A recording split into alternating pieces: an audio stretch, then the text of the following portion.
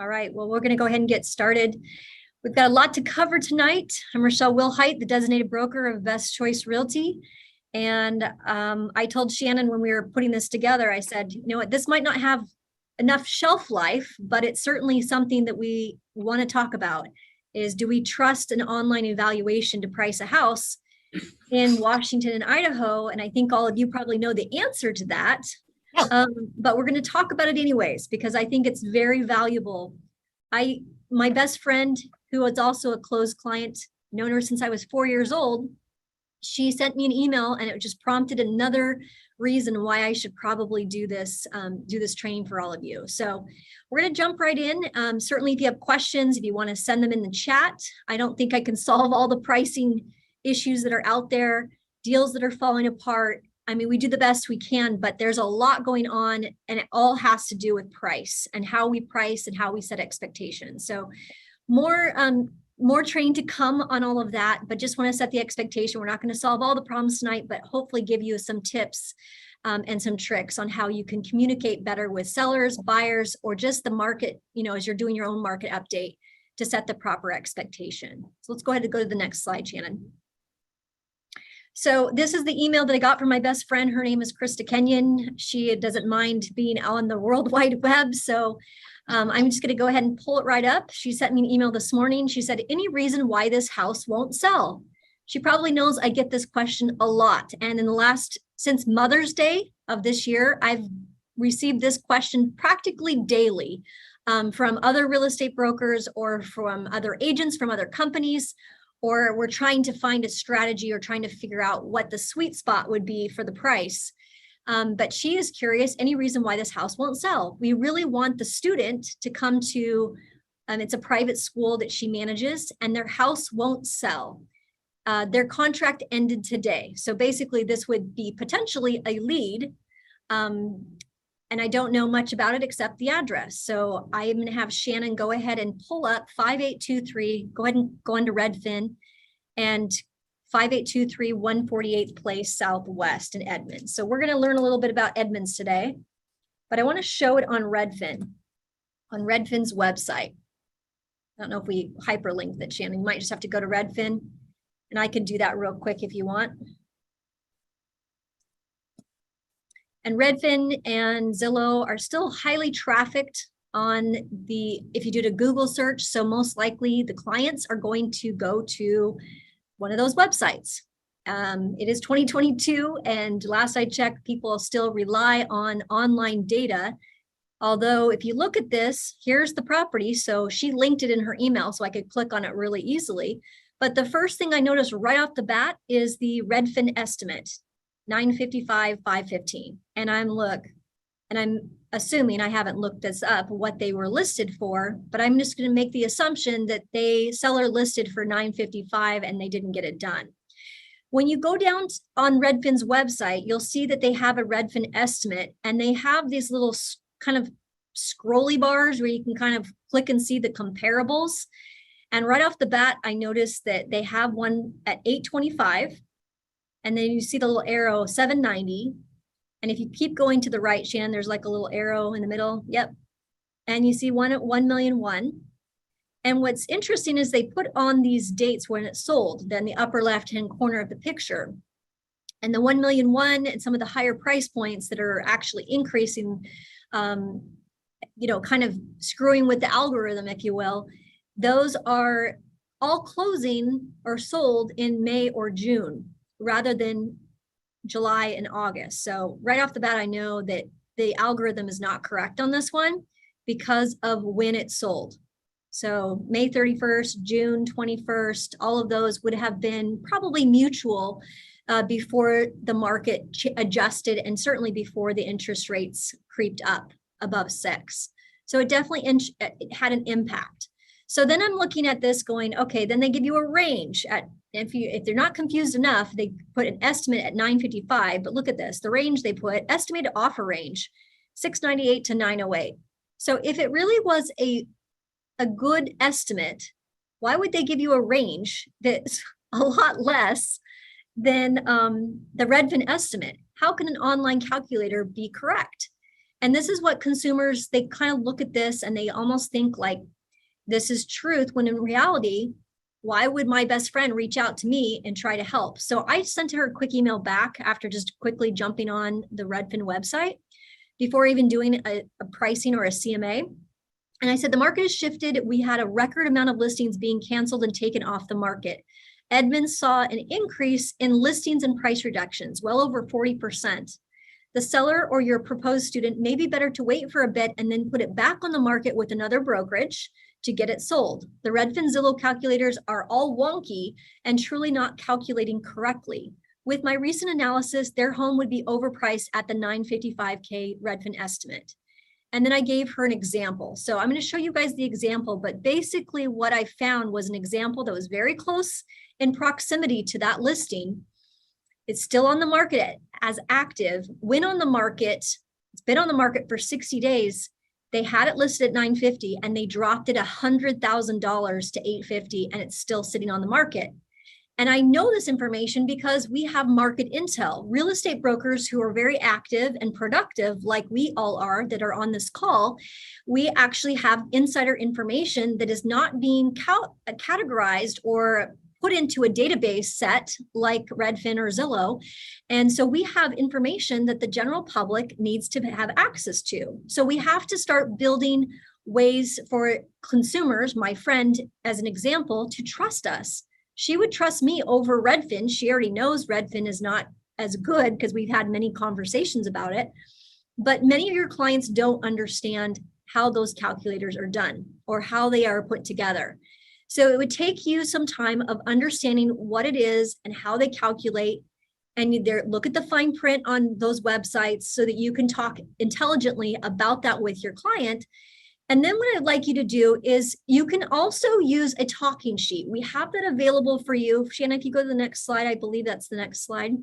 We have this in a PDF. It is available on our resource website. If you go to bestchoicerealtyhomes.com, we have this in a nice PDF that you can print, you can share as a PDF with your clients that basically says, just like I'm talking and training you today, plenty of sellers have visited online valuation sites such as Zillow, at Redfin, and eAppraisal.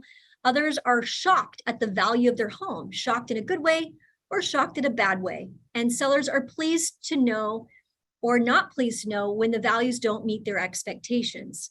What is important to recognize is that sites like these use their own automated valuation algorithms. Each one is different. These algorithms use county records to average out similar properties or what they deem as similar properties, when in fact they are not, because they don't have the intelligence that we have as real estate brokers in the marketplace, with the connections and relationships that we have with our other colleagues that are at our various cooperative firms, or with insider information that we can use our brains and make some phone calls and try to make sense of value based on what we see when we tour and when we actually look at the properties online, so we can make those appropriate adjustments. That's what we do as real estate brokers, and the consumers, once they trust us, they will rely on our information rather than looking at some of these websites. But look at how the disparity. If I was a consumer looking at 1374 Alki Avenue Southwest, number 400, I pulled this about 4 years ago, so it's probably a lot more by now. But it will be interesting if you take an address and see what Redfin says, what Zillow says, and what eAppraisal says, and then what it actually sold for was over $2 million. So in this example, all of the algorithms were inaccurate. And so much so that the client, if they were to rely on one or the other, they actually ended up relying on the real estate broker who they trusted to give them the correct analysis of their property. Had toured enough properties to be able to make the appropriate adjustments for view, for location, for condition, for just accessibility. We're able to make those adjustments where the online algorithm was completely not good. So let's go to the next slide, Shan.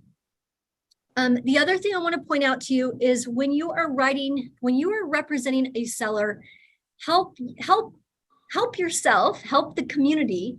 I'm going to endorse this methodology. I've been saying this to a lot of real estate brokers, and I'm going to say it on this call, but I think it's important that as a brokerage, as we're trying to, again, win back the trust that maybe it was taken from us, stop allowing the automated valuation. You as a listing agent, I don't know if you guys realize this, many of you are just hurry, hurry, list, list, list, but let's go ahead and just change the allow automated valuation to no. The default is yes. So you want to just on that second, when you're inputting the listing, and this would be for NWMLS, go ahead and disallow the automated valuation. And what that will do is take off that estimate so that the general public is not going to see when your listing goes live, maybe what Redfin says, what Zillow says. Now, this could work in your favor. I realize that. But I would say generally making a stand here and just saying, let's stop giving this data to our competitor.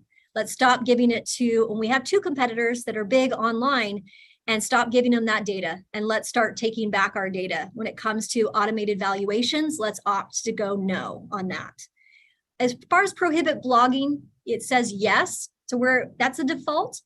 If you want to have people blog about your property, you could say no, that you don't want to prohibit. But let's take back on the automated valuation. I think that's a very smart move at this point in the game. Let's go to the next. I think we're done on, next slide. Yeah, HomeBot. So many of you, we've done some classes and training on HomeBot, which also is another automated valuation. Both Shannon and I have experienced HomeBot, I think Candace as well, where HomeBot basically does what Zillow, Redfin allows. It kind of automates the valuation project. It takes that AVM and breaks it down based on what tax records have sold. The difference between HomeBot, and I guess you could say Zillow, you can tune it, but HomeBot allows the homeowner to tune their valuation. So if a homeowner is on HomeBot and thinks their house is worth, say, $650, when in fact it's really not, and have not spent the time to tune it, then you're going to want to actually go ahead and advise or educate your sphere of influence of what HomeBot, how that calculator works. On our recent listing, Shannon and I have a listing in Milton, and we priced it below the appraised value, and we're still having difficulty getting it moved. Again, we're getting more showings. We did have to adjust the price. We're no different than all of you who are looking at some of your listings scratching your head going, oh my gosh, I did a good CMA. I based it on values that, actual sold data. But we're actually having to do our CMAs differently now, especially when your homeowner or when your seller is trying to sell their property and move to a different property, or they're buying contingent. They may have to take the hit and do a price reduction for them to then be able to buy the home that they want to in a different state or a different marketplace. And you need to set the right expectation that you may take the hit on your listing, but that will allow you to negotiate maybe on the purchase, on the home that you're purchasing. We have certainly talked with a lot of you who have contingent sales to go back maybe even before your home sale contingency is up and renegotiate so that they can also share in the pain as well. They sometimes would rather sell to your buyer who has their home under contract than to go back to the marketplace. It may make sense for them to work with you and to adjust the price if you were in that contingent status. So work with us. We'll help you through this kind of trying time right now when it comes to price, but don't forget HomeBot is not going to be correct as well. We're finding some disparity with that app as well. The other one I want to bring to your attention is Cloud CMA. If you think that Cloud CMA is not selling your data, think again. We have found instances where they are actually communicating with your clients or your seller. So if you are using that product, just be aware of it and make sure that you have established a relationship, that you're staying in contact with your seller, because I'd hate to have you do a CMA and then to have some other agent go in and steal your lead from you. I haven't got to the bottom of it yet. I'm still trying to get to the bottom of that issue. But just so you know, if you're using Cloud CMA, you better make sure that you're definitely in contract or you've built that relationship with your seller so they don't have wandering eyes. Let's go and actually take a look at the situation of that house. Shannon, let's kind of do an analysis so they can see what I'm seeing and how I would do what I would call a very quick, albeit not a CMA. I mean, I wouldn't call it a CMA because I'd really go through and do a comparative analysis and do some adjustments. But what I want to do is a competitive analysis. So I want to look at the marketplace in general. I'm going to stop sharing screen, Shannon. I'll just go ahead and pull up my MLS. There we go. What I've got here is the Northwest MLS, and I popped in the MLS number right here. That is the house in question in Edmonds that my friend Krista had inquired about. I want to look at a mile, and you can notice I went ahead and changed the statuses. I only want to look back 30 days. And the reason I want to do that is because I want to see how competitive I would need to be if I was that listing agent who had taken over, and to try to see where that market price should be. I want to keep it under 2,000 because it was definitely an older home. It's been remodeled, but it definitely is not a new build. Keep it the residential type, so I avoid having the condominiums that are going to show up. I also want to highlight that I am going to exclude my 1-stories, and I'm also going to exclude my 1-story with my basement. I'm going to say not. If you don't have these additional fields, and maybe you're a newer broker, it's time to go ahead and take a class on Matrix and go ahead and add some additional fields. It will help you as you are creating your CMAs or finding your comparables that are like-kind properties. So I've got several fields that I use a lot, and I know when you just get your default system with Northwest MLS, they don't go into detail and add additional fields. That's a more advanced concept that they need to cover with you. Then after I've done that, I've got my criteria in. You'll notice I have 25 matches, and I'm going to quickly just kind of look at these with you. This is what I would do as I prepared my analysis, my competitive analysis. I'm looking to see what's going on. Look at how much competition we have. Oh my gosh. Back in the day, probably only a short while ago, only 2 months ago, you may only have one property that you're competing with. And now you're competing with 1, 2, 3, 4, 5, 6, 7, 8, 9, 10 properties within a mile radius of that subject. And we do have some pendings, so that's good news. The market's not completely, all, one-sided. We definitely have some good pendings, 1, 2, 3, 4, 5, 6, 7, 8. And look at this, we've got 1, 2, 3, 4, 5, 6, 7, 8, 9 solds in the last 30 days. So if I was really wanting to see what it took or what is pending or sold or who got it done, I would look very closely at the pending so I could see who got it done as far as the strategy. Certainly targeting that 879 price, be interesting to maybe call that agent. But look at this, sitting pretty in Picnic Point. Mine's not in Picnic Point. So it's got definitely a different, it's probably closer to the water. But look at the condition of the property. It's got an open kitchen. Mine does not have an open kitchen, so that's a tall order. But at 879, 23 days on the market, it took them longer on days on market. So I would want to set the expectation before I go meet with that seller that it's not going to go the first weekend, maybe not even the second weekend. But if we price it right, we should be able to sell it within 30 days. I think that's based on the knowledge I'm pulling from these last 30-day comparables. That's what I can share with them as far as the timeline. Now, can they get 950? Can they get what Redfin is estimating? If I look at some of these that have sold and that are active, the sold is going to tell me like an appraiser. Will it appraise? And we know based on the last 90 days that we're not going to have a problem with appraisal. The question then is, do we have the buyer appetite? See, on this right here, 995. But again, this is 0.39. Mine is only a 10,000 square foot lot. It's almost double the size of a lot. It's on almost a 0.4 of an acre. Mine's not even close. I think mine's like 9,000 square feet of the lot. So that lot, at being a larger size, is going to take an impact on the 995, plus it closed July 15th. So, I mean, it's kind of a good comparable. Appraiser would use this, but again, we have to look at what is active on the property if we're trying to make a compelling case and get the product moved so that they can move to the private school and they can be happy with their decision of working with Best Choice Realty. So I have to go back to the actives, these active properties, and look very closely at the active properties. So this one's 799. Mine's less square footage. My lot is bigger. It has nicer amenities inside. So that's 799. This one, 1/3 of an acre.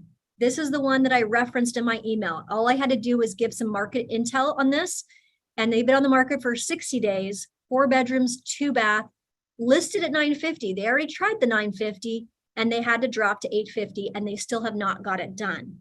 So if I listed at 950 with smaller lot size, not as many amenities, certainly about the same square footage, so that we have in common, I would definitely help my listing if I was to put it on a 950, would help this one sell because this was a bargain. It's $100,000 less.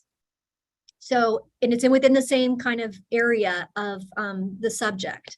So that's a problem. This one's 930. So if I would listed 950, this is newer, has a 3-car garage, little bit less square footage, but only by 200 square feet. And it's a 4-bedroom as well. So that's also a problem. If I went 950, it would be too high. So I would be chasing the market if I was to list at 950. We could certainly try it, but I can almost guarantee you if I listed 950 with the house today, I would get little to no showings. And if I have little to no showings, that means I'm going to have little to no, probably 0 offers. So I'm going to be playing the chase game to basically get to the sweet spot, which definitely needs to be right now. It looks like it definitely needs to be under 930. This one is obviously a lot bigger, 2,600 square feet, and it's in and it's a newer property, so it's not comparable. This one's $799. They dropped to $750. So again, I'm really kind of in an interesting situation where I would need to look at the actives and make the appropriate adjustments to the actives. In addition to that, the pendings and to the solds. And I really only want to look back 30 days. I don't want to look back to 120 days because it's going to skew my numbers if I want to competitively price my property to sell or get that end user or that consumer out of that house in Edmonds and down to Pierce County where they want to go to the private school. So again, setting the proper expectation, I could list at 950 all day long, but it's just going to have a for sale sign up probably for over 120 days. That would be my prediction. And it doesn't need to be if we set the proper expectation. Shannon, do you want to go ahead and open up the call and see if there's any questions? I know we had some chatting, so that's great.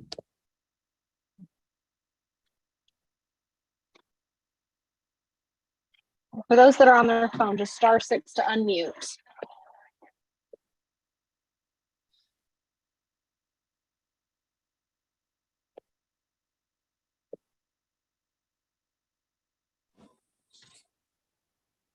Yeah, and then square footage, I think somebody had questions about square footage, price per square foot. Price per square foot is interesting because it doesn't take into account some of the subjective factors such as view or condition. Some of the sometimes condos, you could probably do price per square foot if you're talking about the same level and you're talking about the same complex. Price per square foot could be a strategy to properly price a condominium, but most properties, you're going to need a range and you're going to have to be really, really good at knowing the range and have toured a lot of properties to understand how the property is situated in the price per square foot. But a lot of people have put a ton of upgrades that put you into a different caliber, almost like a new constructed home, which is going to throw your square feet off. So you really want to use subject, have your subject, find your comparables, make the adjustments to the comparables and do the best you can with the comparables that you're selecting so that you can properly adjust those comparables to get to that price range, get to that sweet spot. And don't be very careful, I would say right now, and don't give too much credit, I would say, to those comparables. You know, for like say a kitchen remodel, you may not want to give them so much because it's going to make or break your CMA. All right, Shannon, any other questions that came through? I have one real quick. Go ahead, Go Tristan. for it, Tristan. I was just curious because I know what I use for like my 60-second CMA. As far as like I do 200 square feet higher and lower within a mile, 10 years older or newer, things like that. And if it's a Rambler, I look at only Ramblers. Right. You know, and then I compare, kind of whittle down from there. But what do you do for like a 60-second CMA? What is your criteria? Well, you used to be able to go on Realist, you know, and kind of like look at the assessment, kind of go, it's a percentage, you know, give or take. That was a quick indicator. We can't do that now, though. I mean, the assessments are way out of whack. The online calculators are completely out of line. And they have been for a while, but I think what we have to do is just really quickly on the MLS, go through like I just did here It didn't take me more than 15 minutes, Tristan, to kind of go through this real quick, scan through Edmunds, look at what I've seen, driving around and knowing what I could use in comparison. I could wheel this 25 down to probably 5 or 6 in just 5 or 10 minutes, and then just kind of say, this is the reason why we can't go at 950. We need to be below 900. And quite truthfully, I'd probably price the home at 875. That's where I would go. But to have that kind of confidence, you gotta know your comparables. So hopefully you guys have toured a lot of properties over the last 2 years so that you can really make those adjustments just by looking at it, not have to go out and tour. But you know what? It doesn't hurt if you're new to the business to get out in there and start touring inside properties so that you can get really good and very confident at making those adjustments and comparing like-kind properties. That's what will make you really good at this process, is if you've toured enough to know this property has an incredible view and it's worth 50,000 more, or this property has updated their entire kitchen and they spent $100,000 in upgrades, so that that you could do some adjustments to get that comparable to be like yours. Or that's an as-is property that's not quite a tear down, but it's going to need a complete rehab or gut, and knowing what it's going to take to get that up to the condition and make those appropriate adjustments. That's the one I'm helping Patty Anderson with. It's a fixer-upper in the heart of SeaTac, and it's in a great location, but it's going to need a lot of work done to it. So we're going to have to price it accordingly because the seller is not going to do any work. We're going to just sell it as is. So again, there's a different philosophy for how to do this, but you certainly, for a quick and dirty, Tristan, it's really going to the MLS and finding 3 actives, 3 pendings, 3 solds, and you actually might be able to find it now. Whereas 2 or 3 months ago, you barely would find actives and you barely would find pendings. And we were reliant on sold data and then relying on what the buyer was willing to pay. So that's not going to be a problem. Appraisals are not having problems coming in. Where we're having problems is getting properties priced correctly from the get-go.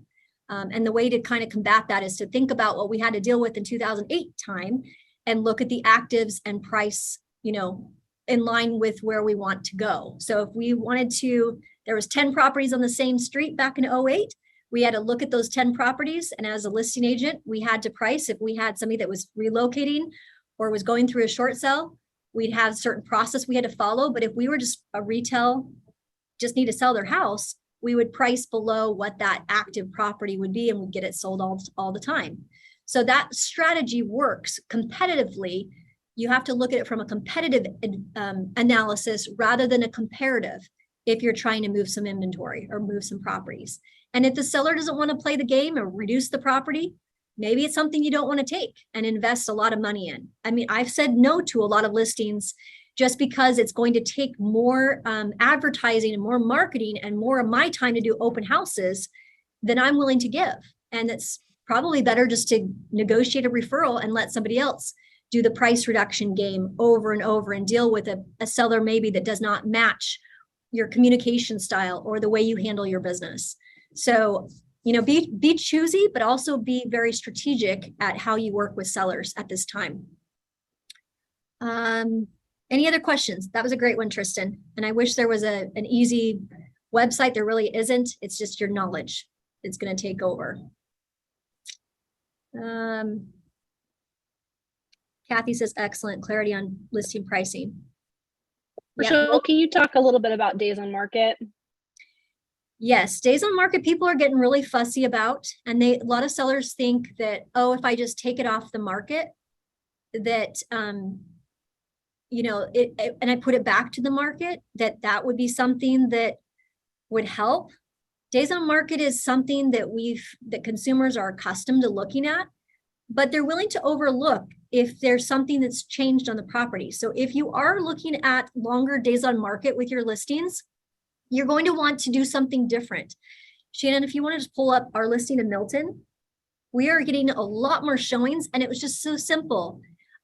We obviously dropped the price, but we noticed a difference in just when I changed the photo. I know that's not the best photo. It's not the one I would want of the roof, but just because it's a different photo, we're actually I was able to show on our online for our seller how much more activity we received just by changing out that photo. We actually got more interest on the photo change than we did on the price reduction. So if I was to look at the analytics on how many views on our website, and also look at the reverse prospecting hits, notice I tacked the original photo to the very back, but let's get them right into the photo number 1 was a change in the photo. Photo number 2, let's get into the house. Get you right in, because they're going to look at your first 5 or 6 photos. So you might want to change up your order of your photography, reduce your, you can do price reduce, that kind of flags it, all caps, something called out like below appraised value. If they're offering some sort of buy down, that also is getting flagged in that first line of marketing remarks. Anything you can do to make your listing stand out or look refreshed would be what you'd want to do if your days on market is going above what it typically should be. So let's say we were on day 60, Shannon, we'd probably want to take everything down, even maybe perhaps do a reshoot of the property, in a different light, maybe in more of a nighttime, or maybe in the early morning where the sun hits it differently. But you want to change up your marketing or your advertising approach to try to appeal to a different demographic of people, or to try to just make it look refreshed on all the websites. Honestly, that's what it takes. And now we've got more showings going on, and hopefully we can get things sold. But it's taking longer generally for everything that we are putting on the market these days. So you're not alone. If you are selling quickly, then good for you. You found the sweet spot on the price, and you also coupled that with a marketing strategy that connected with the demographic. That's what the winning strategy is these days. So your days on market don't continue to go up. Watch it very carefully. Also, you might want to schedule or set up a search so that you know what's going on the market. What's your competitor doing in, for example, Milton? We want to see what else is showing up, and hopefully yours sells before the others. In our case, in Milton, it's just a different kind of bedroom community, not as big as, say, Federal Way. And so we actually have to take advantage of the school district and some of those other things to get our property moved. So again, think about marketing, your end user, the demographics, change up your marketing, change up your photos, and that hopefully will get you done. But you got to have your price set right. And if it's not set right, you're not getting the showings. That's one very clear sign if you're not getting showings on your place. Okay, does that answer it, Shan? Give us some ideas. Yeah, that's great. Perfect. Looks like Patty put some things in the chat. Yep, perfect ideas, Patty. Thanks for sharing with everybody. All right, we're at 6:04. Yep, and then just be very, give them more detail. Don't just say the market, we're having to do a lot of price reductions. Give them some real intake in data. Give people more information. I think Kathy Jackson actually taught me this back in the day when the market was much in the buyer's favor. She used to say with her sellers, and she was the top listing agent. I'll give her that cred. And we used to work together at our other company back in the day. And she used to say, I used to overwhelm my sellers with data. They loved it and they want it. They desire it. So that's what her little secret to her listing, why she would get so many listings, is because she would just bring a slew of data with her and be able to get that seller on board with using her services because of how much research and how much she put together at the onset. So take the time, spend the time. It's worth it when the market starts to switch gears on you.